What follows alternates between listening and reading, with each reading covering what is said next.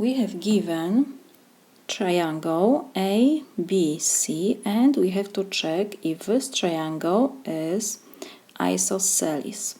We know that isosceles triangle has two congruent sides, at least two congruent sides.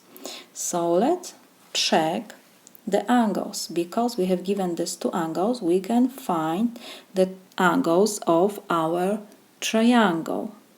So this angle is given if 55 degrees and angle ACB is vertical angle to this angle. This angle and that are congruent because they are vertical angles. So we can write that angle ACB is equal 55 degrees because vertical angles are congruent.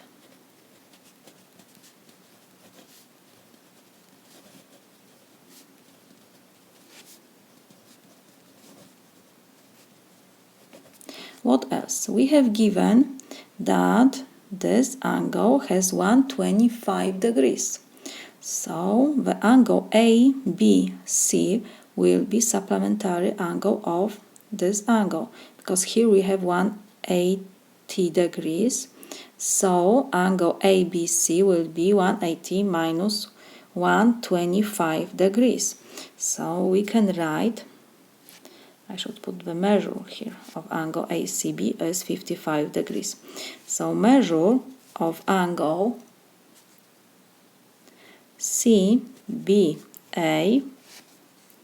or we can write ACB is the same, is equal 180 degrees minus 125 degrees. This is equal 55 degrees.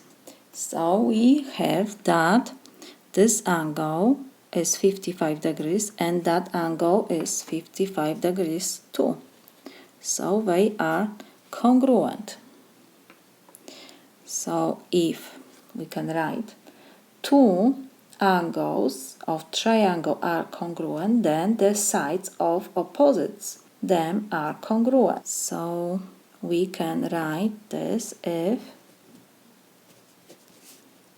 angle ACB is congruent to angle CBA, then sides AC and AB are congruent. So now, if two sides are congruent, side AC is congruent to side AB, it means that we have here isosceles triangle. So we can write that triangle ABC is isosceles triangle.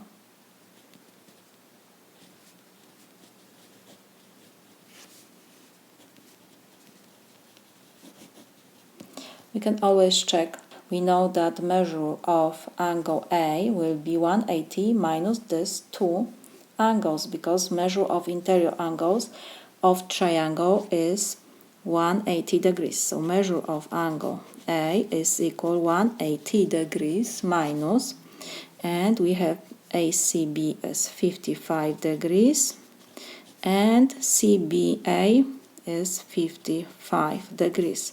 So this is equal 70 degrees. One more time, triangle ABC is isosceles triangle because these two angles are congruent. So if two angles are congruent, then the sides opposite them are congruent. So if these two sides are congruent, So our triangle is isosceles triangle, because isosceles triangle has at least two congruent sides. And this is from converse of base angles theorem. This is my solution.